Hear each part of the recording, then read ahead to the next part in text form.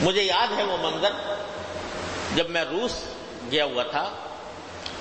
تو روس کے اندر وہاں ایک علاقہ ہے داغستان کہلاتا ہے،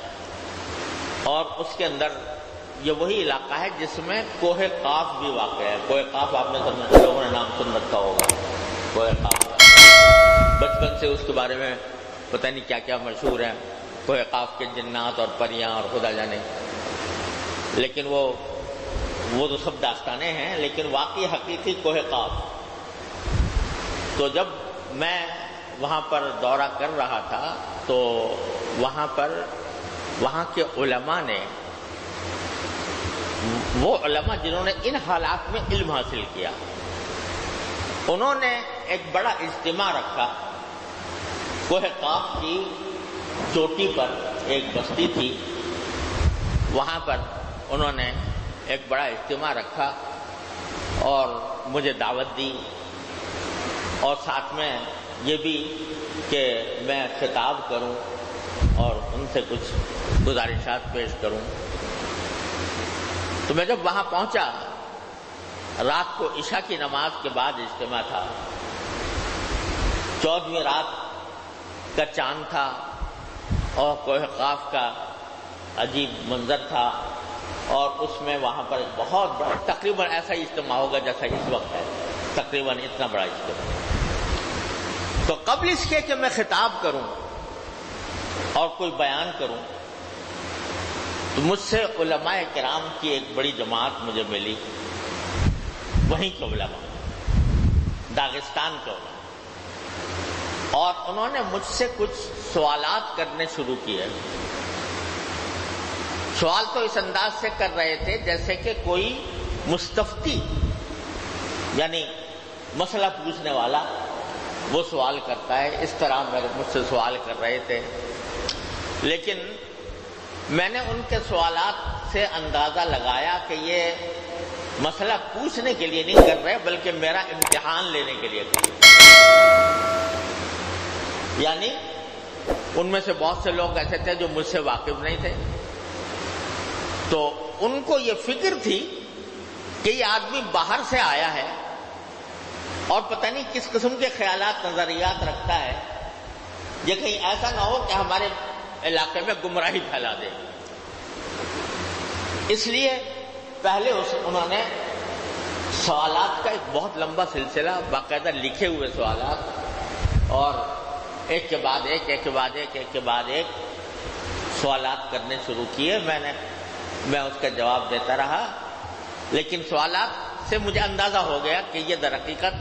سوالات مستفتی والے سوالات نہیں ہیں، یہ ممتحن والے سوالات ہیں، یہ دیکھنے کے لیے کہ یہ آدمی صحیح نظریات، صحیح خیالات رکھتا ہے کہ نہیں۔ یعنی ان کا مقصد یہ تھا کہ اگر کوئی گڑبڑ ہے ان کے نظریات میں اور اس کے افکار میں کوئی گڑبڑ ہے تو پھر اس کو بات کرنے کا موقع نہیں دینا چاہیے تاکہ اس میں گمراہی نہ پھیلے۔ لیکن جب میں نے سب سوالات کے جواب دے دیے تو وہ بڑے خوش ہوئے اور گلے ملے، اور پھر وہ اپنا کتابوں کا ذخیرہ لے کر آئے۔ انہوں نے دکھایا کہ دیکھو یہ جلالین ہے، یہ شرح وقایہ ہے، یہ فلاں کتاب ہے، یہ ہم نے اس جبر و استبداد کے دور میں جبکہ قرآن کریم رکھنا بھی جرم تھا، ان کتابوں کو ہم نے تہخانوں کے اندر چھپا چھپا کر ان کی حفاظت کی ہے۔ ان کے ورق جو ہیں وہ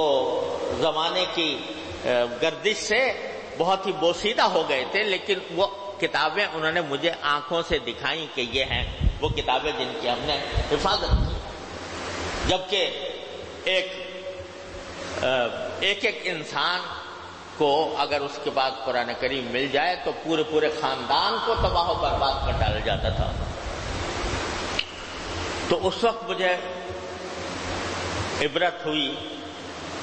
کہ دیکھو اللہ تعالیٰ نے ان کو ایمان کی یہ حلاوت عطا فرمائی کہ ایک باہر سے آنے والے آدمی کو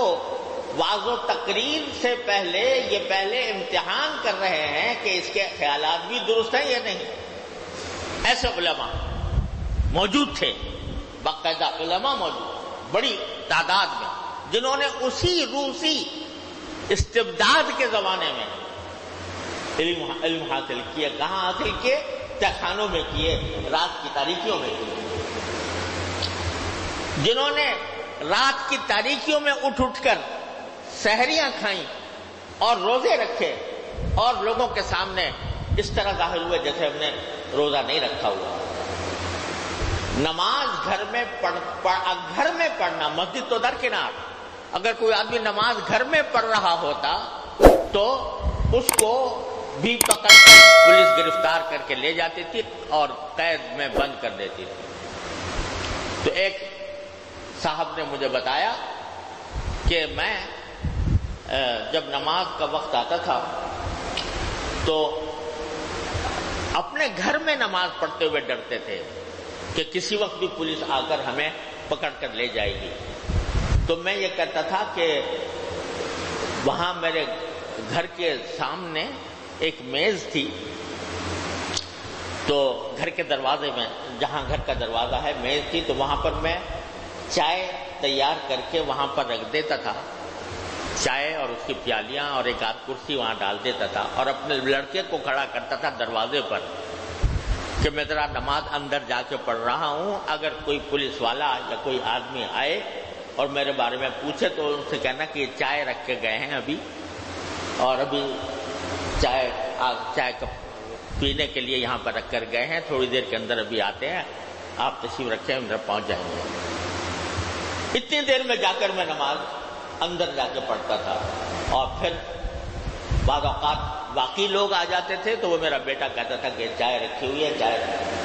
پینے کے لیے وہ ابھی تھوڑی دیر میں آتے ہیں تو آپ سے مل لیں گے۔ اس طرح انہوں نے اپنے دین کی، ایمان کی، نمازوں کی حفاظت کی۔ اللہ تبارک و تعالیٰ نے ان کو یہ توفیق عطا فرمائی کہ اس میں داخل ہو گیا فالذین ہاجروا وأوذوا فی سبیلی وقاتلوا وقتلوا، ان کے اندر داخل ہوئے۔ اگر کسی کو پتہ لگ گیا، علماء کرام کو اگر جو اس طرح کیا گیا تھا کہ علماء کرام کو پکڑ کر لے گئے، ان سے خندق کھدوائی، خندق کے اندر انہی سے چونا بھروایا، چونا بھروا کر علماء کے ساتھ جنہوں نے خندق کھودی تھی، جنہوں نے اس میں چونا بھرا تھا، اس چونے کے خندق میں ان کو ڈال دیا۔ اس طرح زبردستی کر کے اور ظلم و ستم کے پہاڑ توڑ کر علماء کو فنا کرنے کی کوشش کی۔ لیکن 70 سال اس چکی میں پسنے کے باوجود جب اللہ نے آزادی عطا فرمائی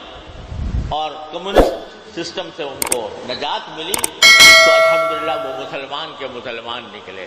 کلمہ لا الہ الا اللہ کے کہنے والے